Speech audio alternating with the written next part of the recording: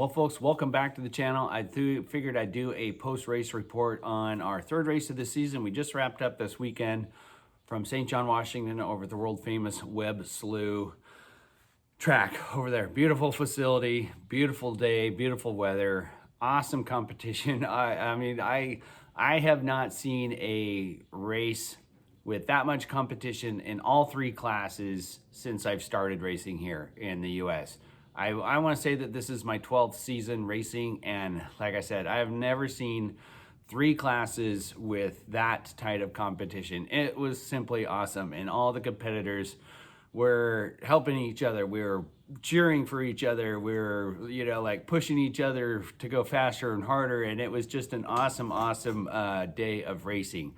Can't say enough about my fellow competitors. Much respect for everybody that showed up to go fast, and we did. So I will get down to, man, it was a madhouse of a week for the Jolly Roger team. I bought an A400 boat from Doug Olson. I knew he had a really good motor in that boat, and I'd been having an A400 motor built, and it just been taking too long, so decided to kind of change gears and purchase one instead of having that one built. So I called up my crew chief, Kelly, and I said, Kelly, I have a crazy plan, and you need to get down here ASAP. So we need to do essentially a double engine swap. So this is the 146. It was a modified boat earlier this season, but I built it to be a 400 boat for Nicole and Tina to drive in. So once I got that motor, I'm like, okay, it's time to make it a 400 boat. That's the class it was meant to be in. So Kelly came down on, God, my brain is like so flustered right now with just kind of recapping all this stuff. Long story short, Kelly came over, TJ Burrows, we'll talk more about him in a minute, but those two guys came over to my house and we did a double engine swap in 4 days. That may or may not sound like a lot, but every boat builder or designer or racer sets their boat up differently. Like the driveline length, that was a big concern of mine. I'm like, is the driveline even going to match up so that, I have this one set up really short with the engine really far in the back. And I didn't know if that was going to work with this 400 motor. For one, the modified engine in this was a dry sump system, so a much shallower oil pan. It sits much lower in the boat. Didn't have time to redesign the entire oil system, so the 400 motor is a wet sump system, and it's a 9-quart oil pan, big tall oil pan, and I'm like, I don't know if that thing is gonna fit in here, especially shoved that far back in the boat. You run out of room with the roll cage, and it's just a domino effect. It's like pulling a little loose thread on your shirt or something. You just pull it, and next thing you know, your sleeve falls off. So we were started out with that of just, will the motor actually fit in the boat? Will the motor mounts work? Will the drive shaft work? The throttle cable, man. And Kelly said it best, like, we literally changed everything in these boats except for the roll cages and one gas pedal. Like, it was that much work. I think we did probably 14 or 15 hour days, 4 days straight to get that done. And we pulled it off. We got two boats, two essentially new boats, an A400 and a brand new modified boat, the 907, on the track with a lot of stress and a lot of thrashing. So huge thank you to, honestly, the whole Jolly Roger team, like really pulled through in the end of it. Kelly was instrumental, TJ, the three of us just banged that thing out, and it was awesome to have them here. Couldn't not have done it by myself. So we get the boats over to Webb Slough, and there's a little secret over there in the yard that we'll talk about in another video. I'll give you a sneak peek here. But we get over there and we have fuel pump issues. So again, like I said, I'd like to thank our competitors. Clint Birch stepped up and said, well, I have a spare fuel pump you can use. I'm like, oh, thank you, thank God. So we threw the fuel pump in there, had to buy some parts to make the plumbing and everything work. It was a different configuration, but we got it working, and both boats were running pretty good. So we hit the ground running on Saturday. The weather was absolutely beautiful. Beautiful clear skies, low 80s, couldn't have asked for more. Perfect weather for the race. A lot of boats. I think there was 28 boats with some tag teams. I believe there was 32 competitors, or maybe 33. teams totally registered. So it was awesome competition with a great boat count. That was awesome. So we go into, I'll kind of speak mostly about the 146. But so we jump in the boat and we go out on our very first run. I told Nicole, like, hey, I'm going to make you the 146B until I get the super boat going. And I decided, like, no, this boat really is hers. It was made for her. So I'm going to make her 146A. I'll be 146B, which usually the A team goes first and the B team goes second. But for whatever reason, Webb, Slough, and the APBA, it didn't work that way. So when they put in our running order, lo and behold, 146B, me, got to go first anyway. So we ran first, went out, and ran a 41. I am not a go out fast kind of a guy, but this boat is handling so good. I don't think I quite flat-footed it, but came close to it on the very first run, and that's just not me. That's not how I've ever really driven these boats, but I am getting so much confidence in this boat and the way it's handling. We ran a 41, a pretty respect. I think it was the second fastest time out of all three classes on the first run. Not something I was shooting for, but it happened that way. The biggest thing that was happening difference-wise between the 400 motor and the modified motor, there's a lot more weight now in the boat, and it was definitely affecting the spray that was coming off of the bow. I have these little just, I don't know, about 10 inch long, 2-inch wide strips that I put to kind of deflect that spray down, and the harder you turn, the spray comes off the bow further and further up, and that's where it becomes a problem. And in all our thrashing, I didn't get those back on from our Port Angeles race. So the spray was a huge factor. I had, on that first run, we had a couple, literally blind. I was like, water coming over my glasses. I can't see. I'm kind of just going off a braille. I'm like, oh gosh, okay. I'm still in channel. By the time the water cleared off my glasses, we're still going. So I'm like, well, that's not good. We can't run like that all day. So we literally got out the rivet gun and started riveting on some little spray deflectors. And that definitely helped. The other thing that was, I was having a little bit of issues with cavitation. I think the extra torque was having some effect on that. So I nozzled up once and I could feel the pump losing grip a couple times in the run. I'm like, no, that's not good. So I nozzled back down actually further to a smaller nozzle, and that keeps the pump charged, if you will.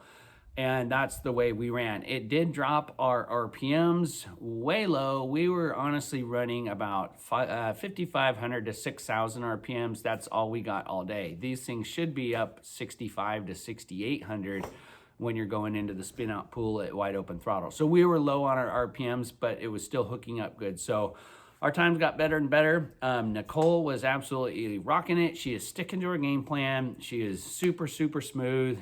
And I just said, Nicole, there's so many people that's going to come and give you advice, but only go as fast as you're comfortable going. Even if it's me, if Eric comes up, Nicole, you need to go faster. Don't, just go as fast as she's comfortable with. And that's what she's doing. She's executing her game plan.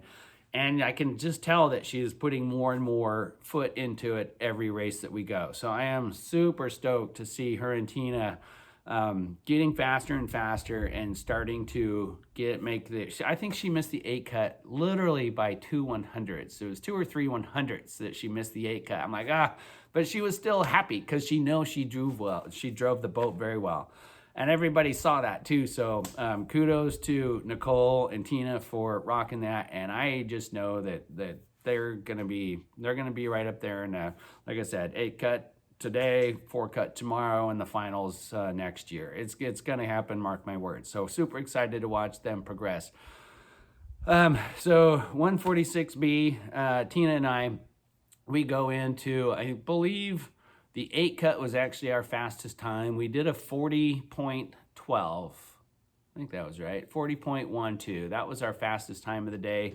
We also had a 40.15 in the 4 cut, and then in the finals it came down to us against the Bandit Gold, Darren and Ashley Swindoll of boat, I think it's 47, which was oddly enough my very first sprint boat that I sold to them. I'll talk more about that in a minute. who when I went, they had a slightly faster time, so we went out first. And man, I thought I nailed it. I thought I actually was going to be my fastest time, but it actually came in significantly slower, like a 40.46, about 3/10 slower. I'm like, I don't know why it was so slow, because I know I cleaned up a couple spots and they felt really, really good, but I think it was all on the launch. I lost time on the launch, so that's where I time lied. I don't know exactly what Brian or Darren's time. Did I say Brian's? It's Darren Swindoll. Sorry, in the liquid gold. Darren went out and laid obviously a faster time. They took the checkered flag. We were super happy with our second place. Of course, we'd rather be first place, but it was overall a really, really good day. We got some fine tuning to do, get some RPMs, get the balance right, get those spray guards, and move on from there. Speaking of, that's what we're gonna do in 2 weeks from right now, out on Port Angeles at the Extreme Sports Park. We race there in July. And man, that's a beautiful park. They have done a ton of work out there in that facility, the campgrounds and stuff, where they've cleaned up behind the spin out pool, the whole pit area, the paved ramp. It's a beautiful facility, and we're stoked to be coming back there in 2 weeks, September 11th in Port Angeles. We do hope you come out and see us. I think we're only going to have 2 Jolly Rogers boats, because the one that I bought, swapped the motors. We put that up for sale. I only bought it for the motor. I didn't buy it for the boat and have another boat, but I believe it's sold. I'm waiting for a phone call to confirm that later today, so I think it is sold. We'll see. There's a chance we can have 3 boats, and we will tag team it if we can, but I think it's going to be 2 boats. And so TJ, let's talk about TJ. So TJ has been Dustin Springer's, and it's TJ Burrows and Dustin Springer. They drove together in Dustin's 556 boat. TJ has always been a navigator. Like, let's make no mistake about it. This was TJ's first race in the driver's seat, period. The announcer was making some mistakes there. This was his first time on a track, and he went out very first run, got a clean run, and then TJ's aggression and his fangs came out a little bit, and he started pushing a little too hard too early, and he had a couple spin outs, couple little, tip overs or whatever, but nothing major. And I said, had a little talk, like, TJ, calm down, go back to your game plan, and just start working on getting good, clean, smooth runs. So he did. He went out on the fourth qualifier, got another clean run, so two clean runs out of 4, and he made the 8 cut.